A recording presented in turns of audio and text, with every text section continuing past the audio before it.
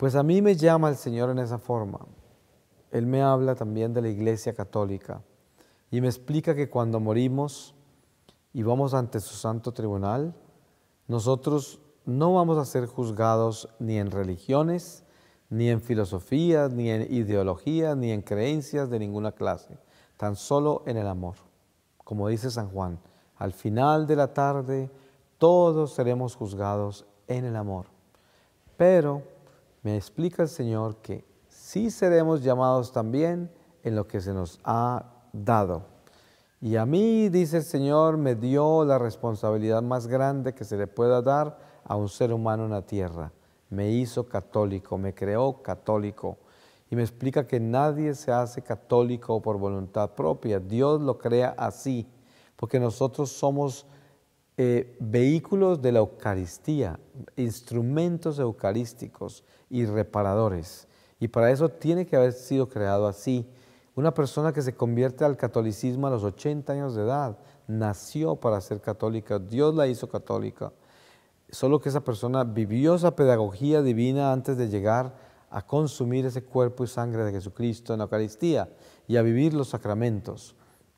Entonces, Él me explica cada uno de los sacramentos y me muestra cómo el diablo a la edad de 14 años me robó la iglesia cuando me quitó el sacramento de la confesión.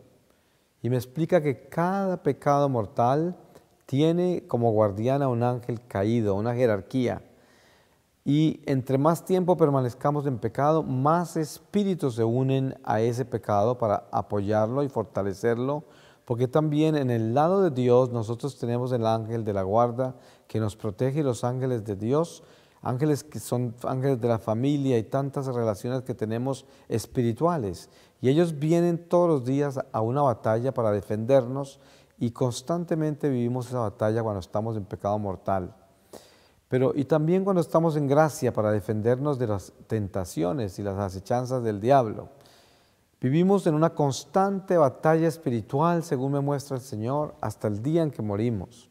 Y aún después seguiremos luchando por la iglesia terrenal, tanto el purgatorio como el cielo lucha por la iglesia terrenal, porque hasta que Cristo regrese, este infierno contra el diablo seguirá presente y nosotros tendremos que luchar mucho para defendernos del mal.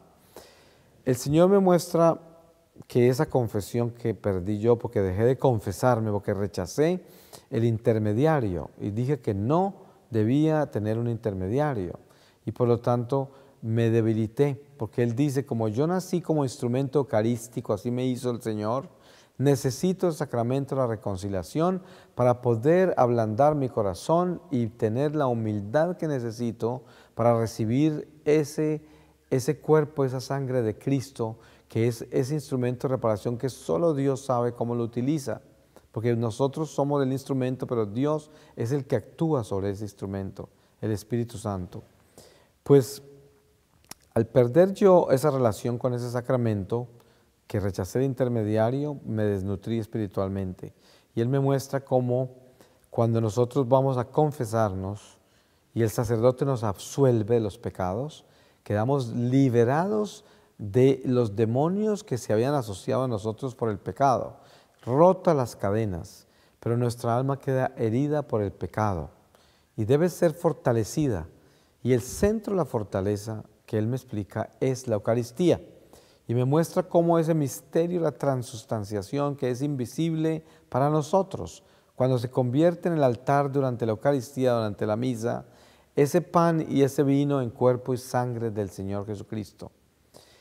Y cómo ese cuerpo y esa sangre de Cristo, de un Dios que todo lo puede y todo lo sabe y todo lo conoce, un Dios que nos creó a cada uno de nosotros, y ese Dios que se hace tan pequeño como una hostia insípida, que viene misteriosamente a alimentarnos a nosotros al consumirlo y así sanar las heridas que hay en nuestra alma.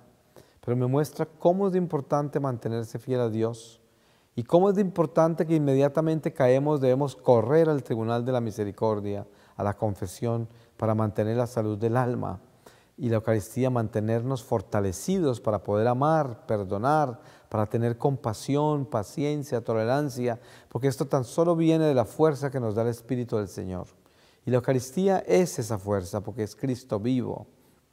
Y me habla de todos los mandamientos y cada una de las relaciones que tenemos con la iglesia, el misterio de la iglesia, los tesoros de la iglesia, algo interminable y precioso, porque nuestra iglesia es, durante esa Eucaristía, la Santa Jerusalén del cielo, sin quitarle ni ponerle. Es la misma Santa Jerusalén, ciudad de luz. Y el Señor me coloca en un estado de purgatorio. Aparezco en un lago, con el agua hasta la cintura. Y al frente del lago hay una roca preciosa. Y yo sabía que en esa roca iba a ver al Señor Jesús. Pero sabía que no podía mirarla por el estado de pecado mortal en que me encontraba. Entonces traté de zambullirme en el agua, de perderme entre el lago. Pero sabía que no podía porque me encontré parado en el territorio de todos mis pecados. Y el Señor me había dicho con su voz de que existen tan solo dos territorios, el territorio de Dios y el territorio de Satanás. No hay nada en la mitad. Y como yo viví en pecado mortal por 33 años, había caminado todo ese tiempo por el territorio del diablo. Y aquí, en ese estado purgatorial, me encontraba rodeado de todos mis pecados que estaban vivos todos. Y lo más difícil de todo fue descubrir que esos pecados eran personas, espíritus, y yo tenía relación con cada uno de ellos. Para recordarles y refrescarles un poco el significado bíblico de este pasaje de mi vida con la relación mística, les puedo llevar a un pasaje de las Escrituras en el Evangelio donde Jesús camina por las afueras de un pueblo, por el lado de un cementerio. Y hay un hombre endemoniado corriendo desnudo por el cementerio, que era un hombre que lo encadenaban y lo llevaban y se rompía las cadenas y se desnudaba otra vez y no había quien lo controlara.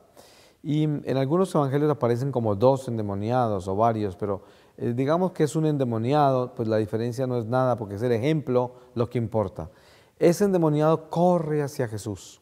Ahí todavía está la prueba de que Satanás no se puede llevar el 100% de un ser humano.